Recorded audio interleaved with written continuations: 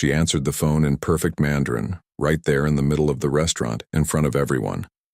And that one moment, that single, ordinary act, started a chain of events that nobody in that dining room could have predicted. Not the white manager who fired her the next morning without looking her in the eye.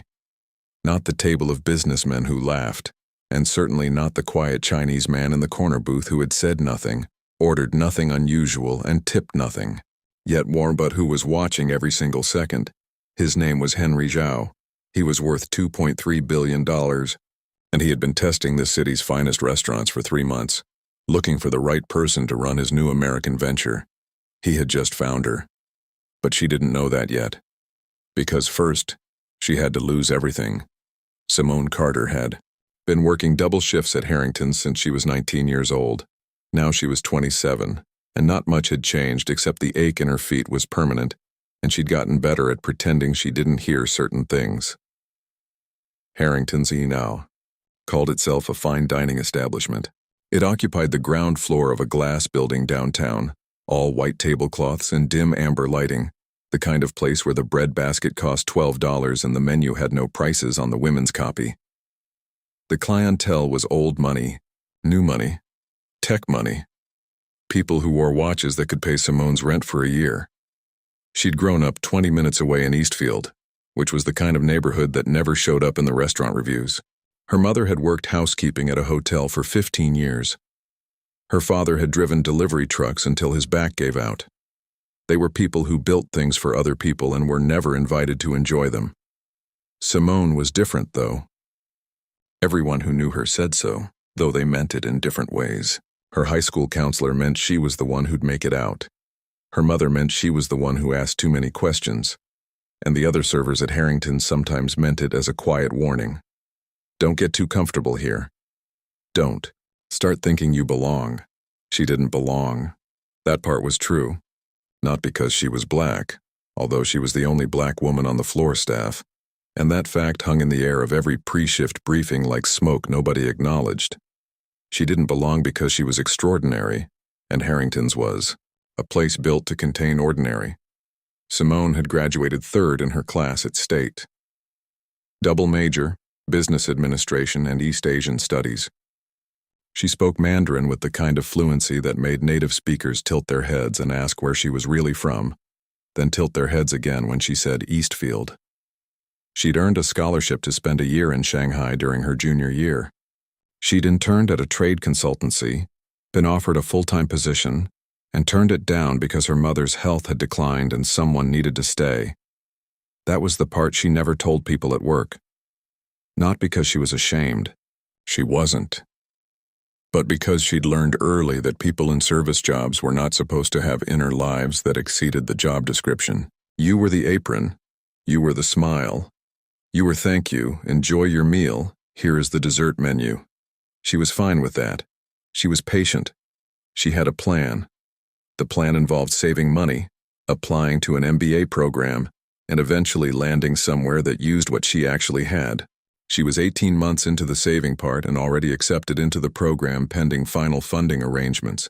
She just needed to hold on a little longer. The night everything changed, she was working a Thursday dinner service, which was always chaotic because Thursday was when the corporate clients started their weekend early. The reservation for table 12 had come in that afternoon. One guest, 8 o'clock, name H. Zhao. Simone was assigned the back section, which included table 12, and she'd noticed the booking because single diners at Harrington's were rare. The restaurant quietly discouraged them. Single diners didn't order bottles of wine. They took a table for 4 and occupied it for 2 hours. Mr. Zhao arrived at 7:58, which was itself interesting. People who ate at Harrington's arrived late, as a power move. They made the restaurant wait for them. He was around 60, she guessed. Compact, unhurried, dressed in a dark suit that was expensive without being loud. He carried nothing, no briefcase, no phone in hand. He sat down, accepted the menu she offered, and spent exactly 4 seconds reading it before setting it face down. The sea base, he said in English that had an accent she placed immediately. However it's prepared. Of course, Simone said. And to drink? Water? still?" She nodded and moved away.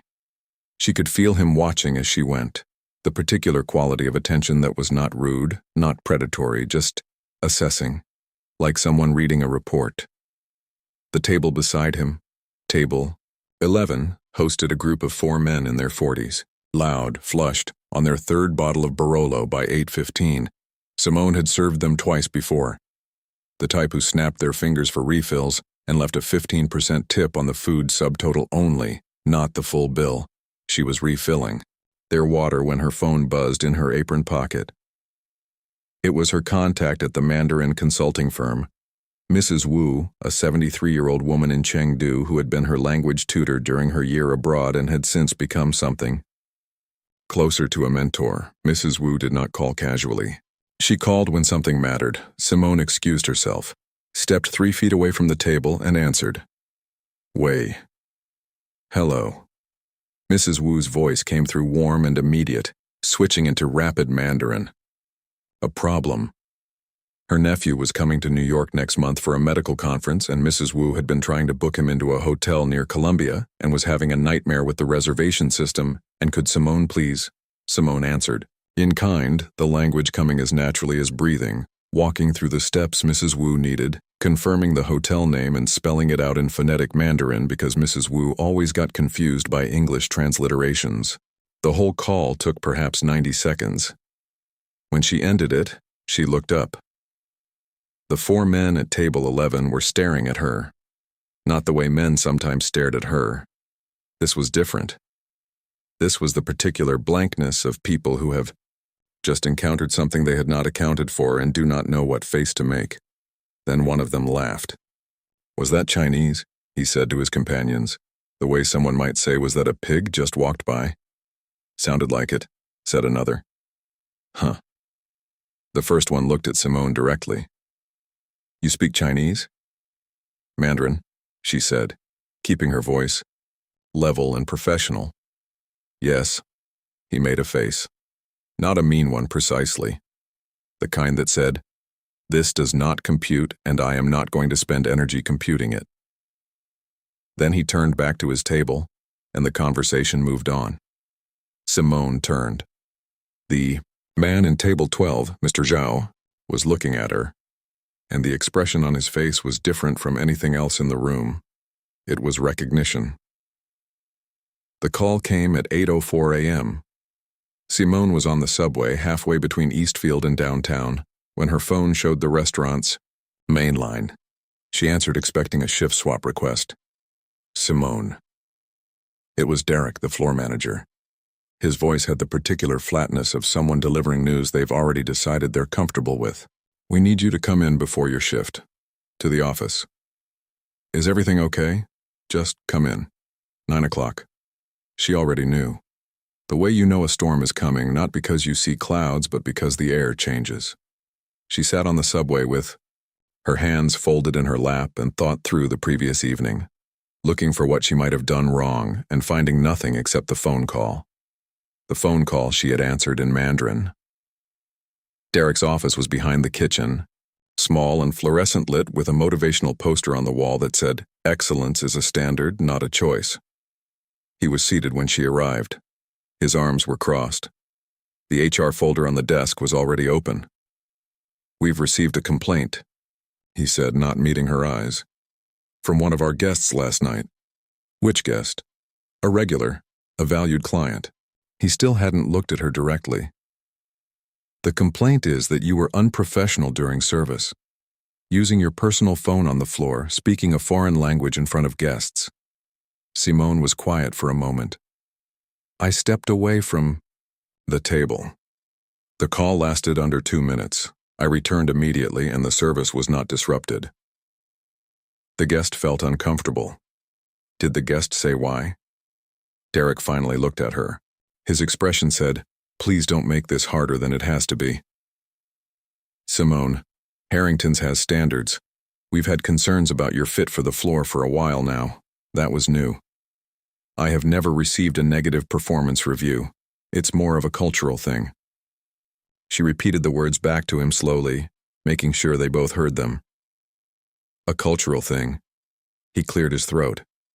We're going to be restructuring the floor staff. Your position is being eliminated. When? Effective today. She took her Anei apron off, folded it on the desk in front of him, corner to corner, precise as origami. Then she stood, picked up her bag, and walked out without another word. She did not cry in the elevator. She did not cry on the street. She stood on the pavement outside Harrington's in the early September morning and looked at the city for a long moment. She had 18 months of savings, MBA program pending funding, a plan, and now a new variable she hadn't planned for. What she didn't know, what she couldn't possibly know, was that 43 floors above her, in a hotel suite that cost $12,000 a night, a man was already making phone calls about her. Henry Zhao had not become worth $2.3 billion by being careless with his attention. He had grown up in Chongqing, the son of a factory foreman and a schoolteacher, and had built his empire from manufacturing into logistics into hospitality with a precision that his competitors consistently underestimated because they kept looking at his accent instead of his spreadsheets. He was in New York for one specific purpose: to open the American flagship of his restaurant group, Zhao Collective. The brand had 12 locations across Asia, from Chengdu to Singapore to Tokyo, and each one was defined by two things: extraordinary food and extraordinary people. Not just good servers, people who understood that hospitality was an entire philosophy, not a job description. He had spent 3 months eating in every serious restaurant in New York. He'd met general managers, executives, sommeliers. Some had been excellent. None had been right. He was looking for someone who combined operational intelligence with genuine warmth, who could hold a room without performing, who could translate, not just linguistically, but culturally, between the world his restaurants came from and the world they were entering. He had almost given up. Then the girl at table 12 had answered the phone. He had heard Mandarin before he consciously recognized it. A reflexive alertness, the way you hear your own name in a crowded room. He had caught every word. She was helping an elderly woman navigate a hotel booking. Her tones were clean. Her vocabulary was natural. She used a register of Mandarin that was neither formal nor casual, but something in between. The register of someone who had actually lived in the language, not just studied it. That was the first thing. The second thing was what happened when the men at the next table laughed. He had watched her face, watched the moment she processed the laugh, absorbed it, categorized it, and chose her response. She had not stiffened with anger. She had not deflated with humiliation. She had maintained herself. She had answered the man's question with simple, factual dignity, Mandarin yes, and moved on without making it a moment. That was composure under condescension. That was rarer than any language skill. He had asked for her name from the server who delivered his sea base. Simone Carter, the other server said a little warily, the way people in restaurants treat questions about their colleagues. He had gone back to his hotel and asked his assistant, Lin Wei, to do a background search. Not intrusive. Public records, LinkedIn, university registries. What came back confirmed what his instincts had told him. Business and East Asian studies. Year abroad in Shanghai. Fluency certified. Trade consultancy internship. Currently serving tables at Harrington's. He had called Lin Wei again that morning, before 8, and said 3 words. Find her contact. At 8:15, 17 minutes after she was fired, he had received a text message forwarding her email address and phone number. He had waited until noon to use them, because he understood that being fired at 9 in the morning required a few hours of privacy first. The email arrived at 12:02 p.m. Dear Ms. Carter, my name is Henry Zhao. You waited on me last evening at Harrington's table 12. I would like to offer you lunch today at the Garden, 1 p.m. if you are available. I have a business proposition I believe will interest you. I hope you will come. H. Zhao Simone read it 3 times. She was sitting in her apartment in Eastfield, shoes off, phone in hand, with the particular aftershock stillness of someone who has been fired and is still running the events back through their mind, looking for the frame where they could have turned left. She Googled the name, The results loaded slowly because her Wi-Fi was shared with 3 other apartments on her floor. When they came through, she sat very still. Henry Zhao, Zhao Collective, Forbes profile, Bloomberg feature from 2021, net worth estimated at $2.3 billion and philanthropist, arts patron, famously private. She read the Forbes profile twice. Then she got up, changed out of her sweatshirt into a clean white blouse and dark trousers, and took the subway downtown. She was 3 minutes early. The Garden was the kind of restaurant that did not have a sign. You either knew it was there or you didn't. The host took her name, confirmed the reservation, and led her to a corner table where Henry Zhao was already seated. He stood when she arrived, which she hadn't expected. Ms. Carter, thank you for coming, Mr. Zhao. She sat across from him. I'll be honest with you. I almost didn't. He smiled at that, brief and genuine. Why did you? Because you waited until noon. He looked at her for a moment. Yes, he said. I did. They ordered, she chose simply, a salad and sparkling water, not performing anything. And then he set his hands on the table and looked at her directly in a way that was not aggressive but was entirely serious. Last evening, he said, I watched you handle something in 90 seconds that many people couldn't handle in a career. The phone call. The phone call, and what came after it. Simone waited. You were mocked, he said simply. Quietly, but clearly, and you responded with precisely the right amount of dignity and exactly no performance of it. That is not a skill you can train into someone. Either they have it or they don't. Someone complained about the call, she said. I was let go this morning.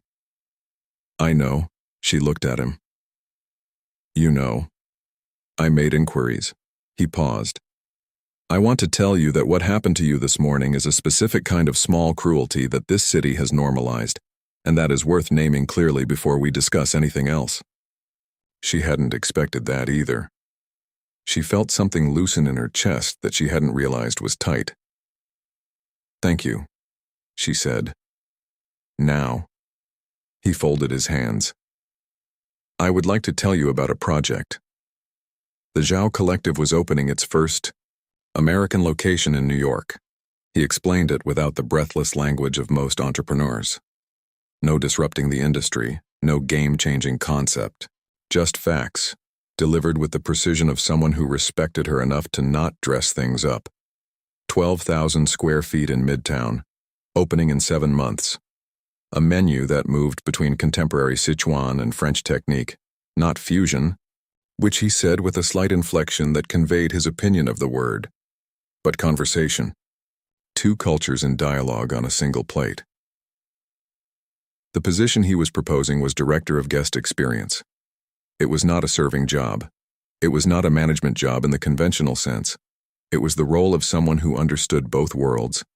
The world his restaurants came from and the world they were entering on, and could build a team, a culture, and a guest relationship that honored both. Your language fluency is a tool, he said. It is not the qualification. The qualification is everything I saw last night in 30 seconds of observation. Simone kept her face still. Years of serving had taught her this. What does the role pay? He named a number. It was 4 times her Harrington's salary plus equity in the American venture. She was quiet for a long moment. I need to ask you something, she said.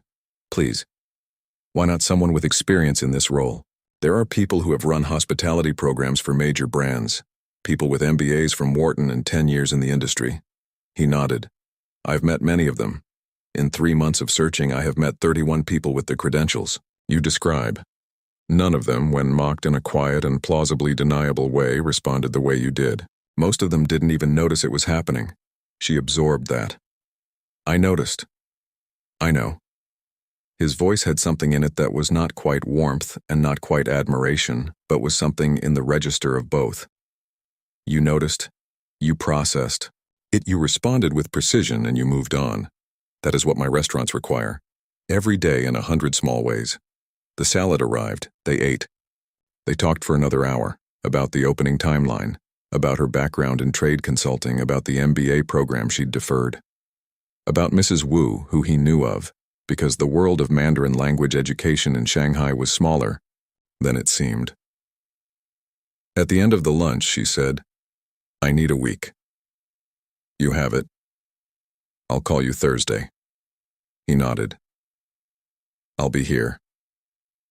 She did not accept immediately, and this was not hesitation. It was due diligence, the same quality that made her right for the role. She spent the week researching. She read every profile of Zhao Collective she could find. She reached out to a contact from her Shanghai year, now working in the Singapore hospitality industry, who had eaten at the Chengdu location 3 times and described it as the best dining experience of her life and the most human. She called Mrs. Wu, who cried a little and then scolded herself for crying and then cried again.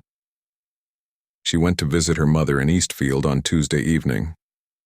Her mother was in the kitchen when she arrived, making the rice porridge she'd always made when Simone was small and needed comfort. Simone sat at the table and watched her for a moment before she spoke. "I lost the job at Harrington's," she said. Her mother set down the spoon, turned. Her face did the thing it always did, a quick flicker of fear, swiftly organized into composure. "What happened?" Simone told her. "All of it. The phone call, the men at the table, the manager's office, the apron folded on the desk." Her mother listened without interrupting, which was not her natural mode. "And then?"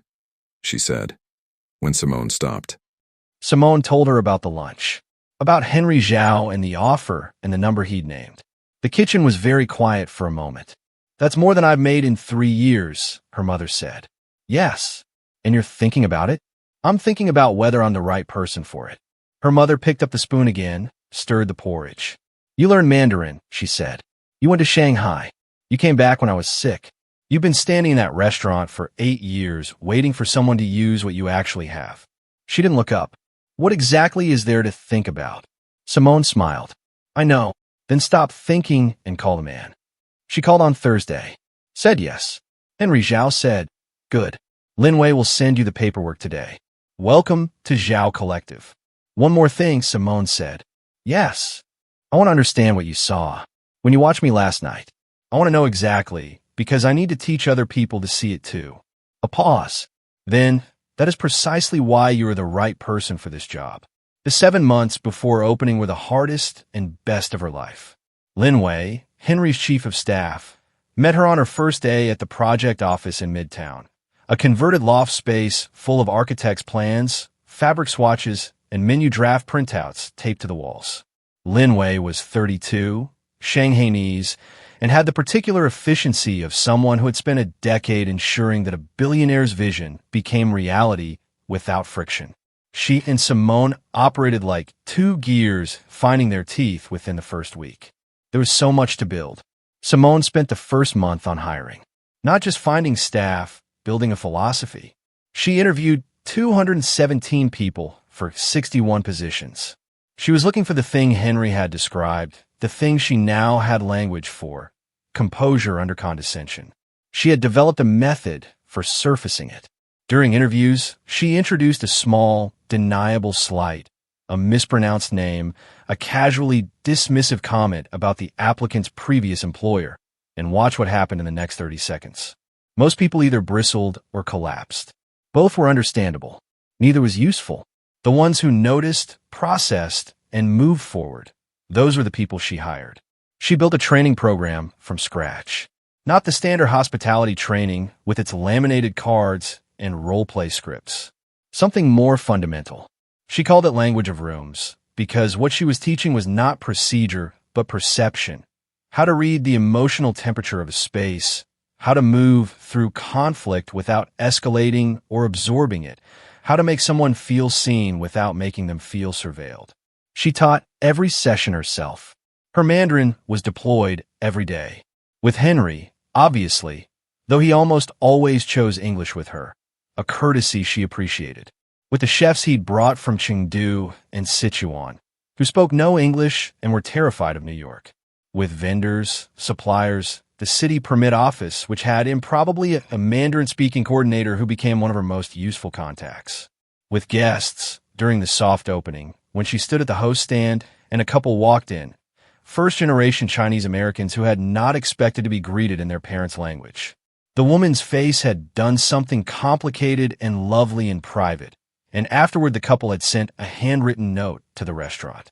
We felt, for the first time in a long time, like we hadn't left anything at the door. Simone had kept that note. She thought about it on the hard days, which were frequent. The contractor who went 3 weeks over schedule. The head sommelier who quit 4 weeks before opening over a creative disagreement. The evening when the permitting process stalled and Henry flew in from Singapore to sit in a conference room with 3 city officials and an interpreter who kept getting the technical terms wrong.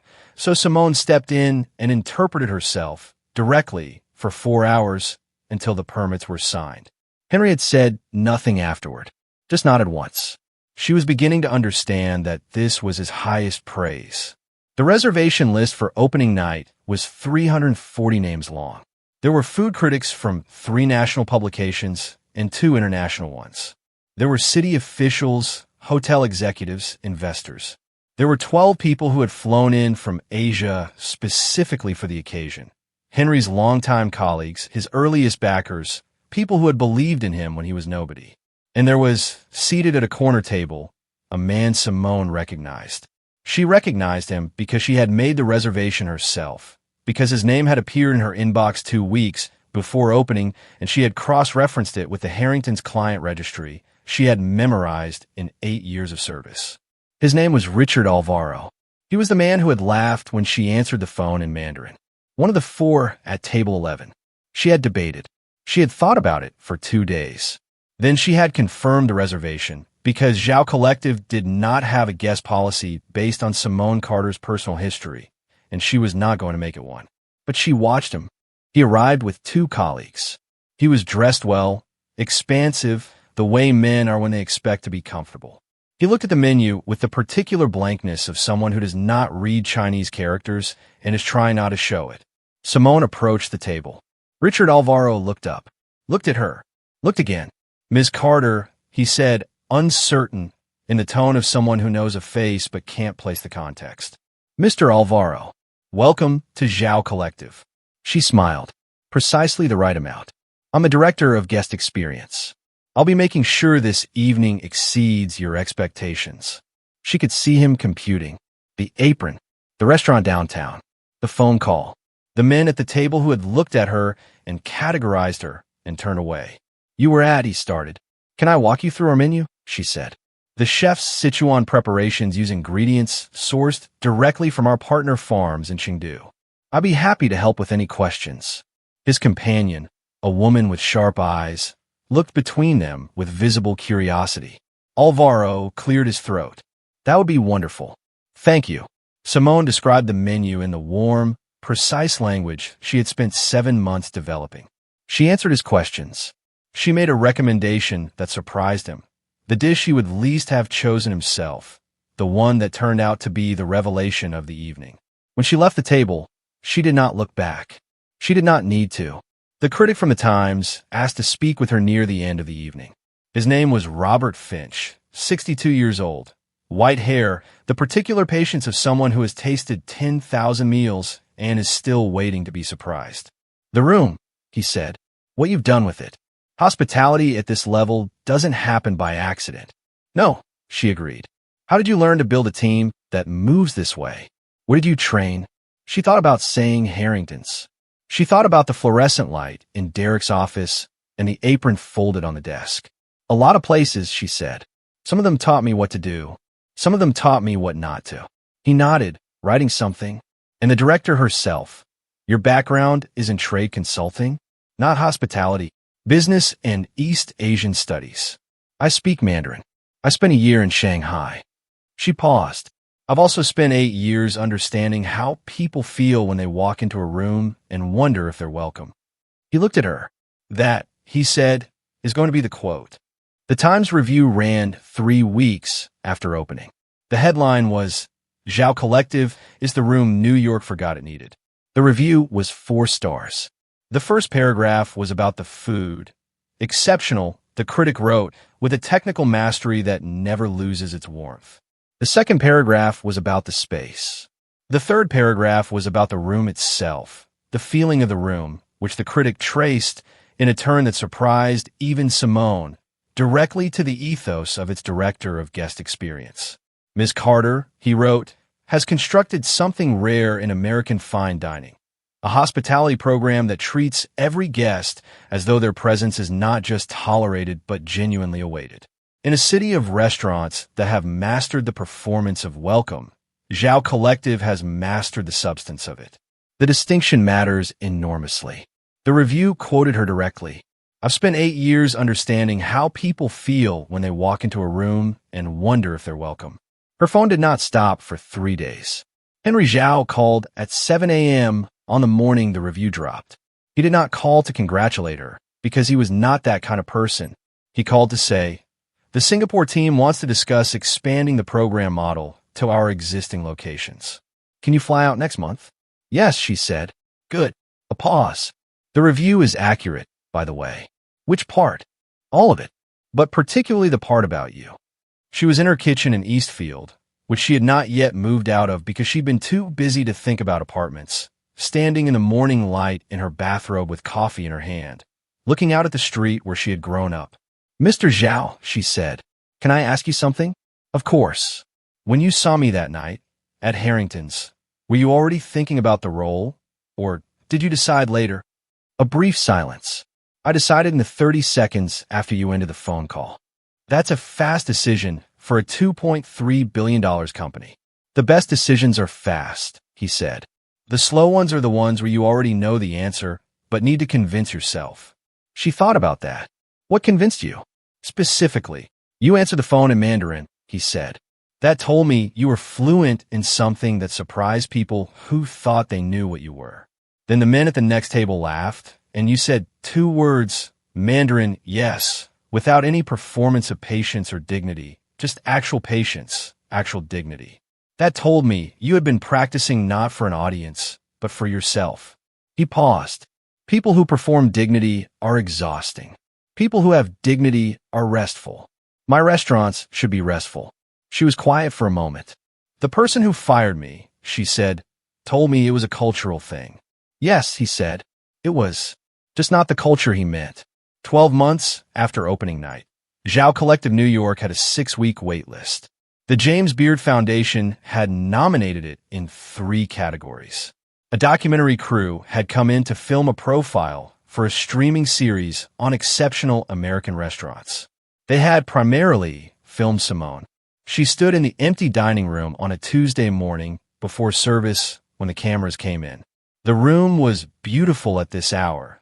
The light fell differently without guests in it, exposing the care in every detail. The flowers on each table, arranged by a florist Simone, had sourced from the Bronx. The menu cards printed in 3 languages because she had decided early on that the room should speak to everyone who came to it. The documentary director, a young black woman named Aisha, had asked her the question everyone asked. How did you get here? Simone had thought about it. She'd thought about Harrington's and the fluorescent light and the apron on the desk. About the men at table 11 who had laughed at a sound they didn't understand. About a subway ride downtown on a September morning with 18 months of savings and a plan that had just been interrupted. I got fired, she said. And then I got a phone call from a man who had watched me get mocked and handle it. And he thought, there she is. She's the one. What do you want people to take from that? Simone looked around the room. At the table she had dressed, the staff she had built, the walls she had chosen, the space she had shaped from a floor plan into a feeling. That what they see when they look at you is not who you are, she said. And the most powerful thing you can do is make sure that the people who matter eventually see the difference. 3 tables down from where she'd been standing, there was a framed note on a small shelf between the bar and the main floor. Most guests didn't notice it. The ones who did sometimes asked what it was. It was the handwritten note from the couple who had come in on soft opening night, who had felt, for the first time in a long time, like they hadn't left anything at the door. Simone had put it there because she needed to see it every day. Because on the days when the work was exhausting and the city was grinding and the weight of building something from nothing pressed down with both hands, she needed to remember what the something was for. Not the revenue, not the reviews, not the wait list, The moment someone walked into a room and felt, without any performance or announcement, that they were expected, that this place had been built with them in mind. That is a specific and difficult thing to create. It requires, more than anything, someone who has stood on the other side of it. Someone who has walked into rooms and felt the opposite. Someone who answered a phone in Mandarin in front of a millionaire and lost her job the next morning for it. And who, when a quiet man in a corner booth watched what happened next, gave him exactly 30 seconds to see everything he needed to know. 30 seconds. That's all it takes to recognize someone extraordinary. The tragedy is how rarely anyone is paying attention. Henry Zhao was paying attention. And Simone Carter made sure that the room she built would be full of people who finally learned to do the same. If this story moved you, share it with someone who has ever been in a room where they were seen for less than they were. Because the best things that ever happened to people often started with someone deciding to actually look